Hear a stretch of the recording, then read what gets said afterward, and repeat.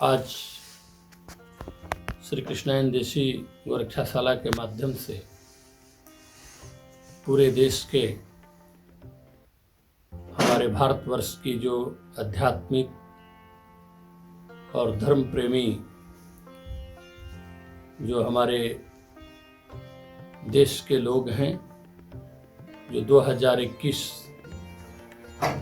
उत्तराखंड की पावन भूमि हरिद्वार माँ गंगा भागीरथी के पावन तट पर जो दिव्य और भव्य कुंभ लगने वाला है, उस महाकुंभ में भारत ही नहीं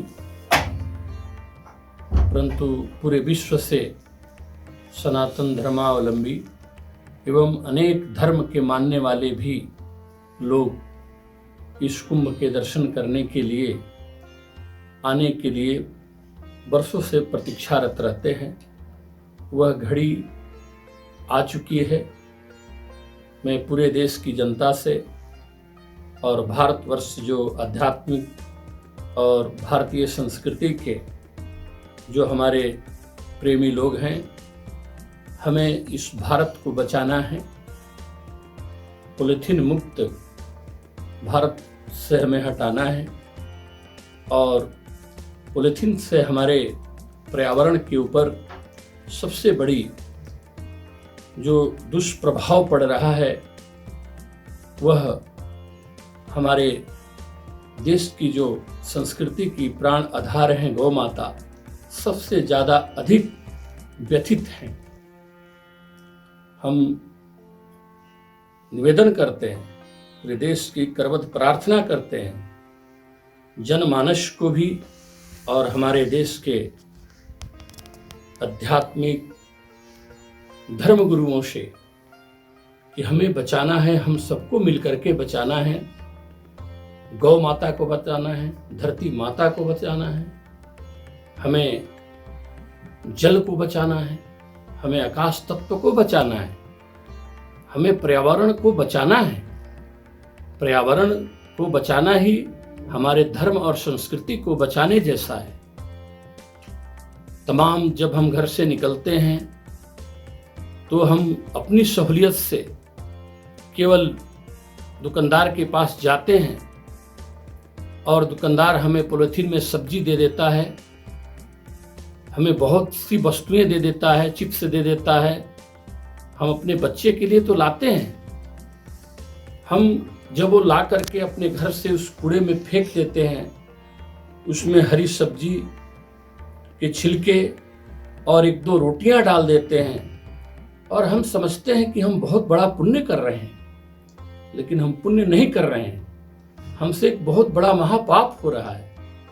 वह पॉलीथीन में रखा हुआ छिलका, वह रोटी का टुकड़ा, वह चाहे फल का छिलका, कोई भी खाने की वस्तुएं देख करके जिनको हम अपनी माँ कहते हैं, गौ माता कहते हैं, वो गौ माता भूखी होती हैं और उस पॉलीथीन सहित उस छिलके के लालच में वो खा जाती है। उसका दुष्परिणाम क्या होता है कि उनके शरीर में कम से कम 50 किलो से लेकर के डॉक्टरों ने ऑपरेशन करके गायों को देखा है कि एक पॉलीथीन का बहुत बड़ा टुकड़ा गोला निकलता है।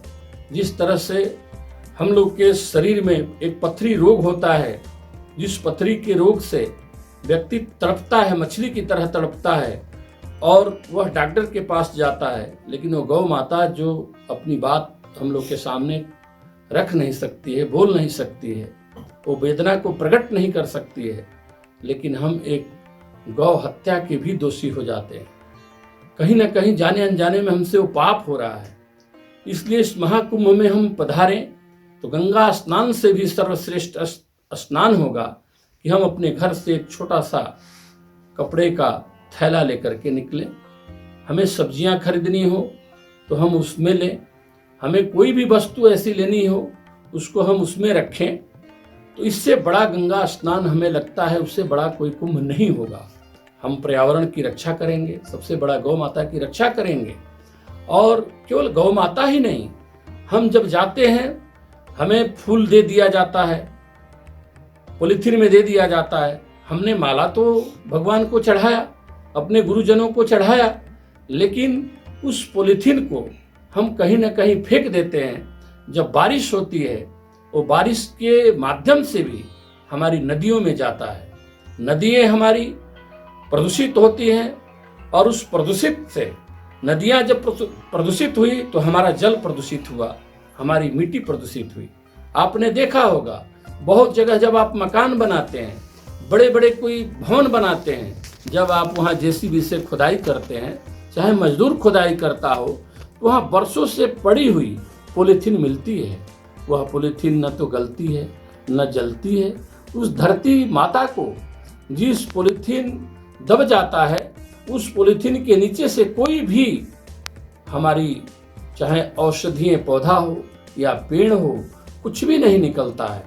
वह उसी स्थिति में वर्षों वर्ष पड़ा रहता है। वो पॉलीथीन हमारे धरती माता को उर्वरा शक्ति को क्षीण करता है।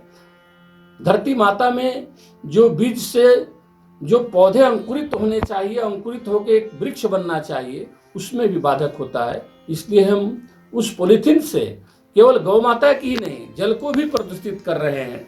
हम अपने वन औषधियों को भी प्रदूषित कर रहे हैं। क्या लाखों टन कचरा इकट्ठा होता है पॉलीथीन का। क्या करती है सरकार? सरकार तो बात करती है कि हम इसको जलाते हैं और प्रोसेस से करके हम इसका उपयोग करते हैं, लेकिन यह संभव नहीं है। आज भी शहर के इर्द गिर्द आप देखेंगे लाखों टन कूड़े के रूप में वो पॉलीथीन हमारी भूमि को जहर बना रही है। वो जहर किस पर पड़ रहा है? उस जहर का प्रभाव हमारे मानव मात्र पर पड़ रहा है। हमारे मानव मात्र, हमारे बच्चे, हमारे परिवार प्रदूषित उस जहर को ग्रहण कर रहे हैं। इसलिए हम निवेदन करना चाहते हैं कि हम कुंभ में आएं, और केवल कुंभ ही नहीं, हमें यह संकल्प लेना होगा कि हम कहीं भी रहें, आज से ही, अभी से ही, जो जब से भी हम समझें उस बात को हम समझें। कहीं अगर हम बच्चे को हमें स्वयं करके दिखाना है, पहले हम स्वयं करें, देखें। हमारे देखा देखी हमारे आस पड़ोस के लोग, जब एक व्यक्ति अपने घर से इस अभियान को चालू करेगा, घर का एक व्यक्ति चालू करेगा, तो बाकी घर के लोग भी उसका अनुकरण करेंगे, अड़ोसी पड़ोसी भी करेगा, और धीरे धीरे एक वार्ड करेगा, वार्ड से शहर की नगरपालिका करेगी, पंचायत करेगा, देश करेगा। तो इस अभियान को हमें जोर शोर से उठाना होगा। भारतीय संस्कृति को बचाना होगा, धरती माता को बचाना होगा, जल को बचाना होगा, जंगल को बचाना होगा, मानव मात्र को बचाना होगा। इसलिए हमें बहुत तत्परता से इस कार्य में अभी से ही लग जाना चाहिए। और इस अभियान में जो लोग भी जुड़े हैं, नाम स्वामी सहजानंद, हाँ, स्वामी सहजानंद जी, जो हमारे हरियाणा से आए हैं, और भगवान की वो तो धर्म क्षेत्र, कुरुक्षेत्र ऐसी भूमि है, वो उस क्षेत्र से आप आए हैं। और हमने सुना कि आपने कई लाख झोला आपने वितरण किया है। तो आप हमारे संस्कृति के, भारतीय सनातन परंपरा को, पर्यावरण को बचाने में आपका जो योगदान है, उसके लिए आपको मैं बहुत बहुत साधुवाद देता हूँ।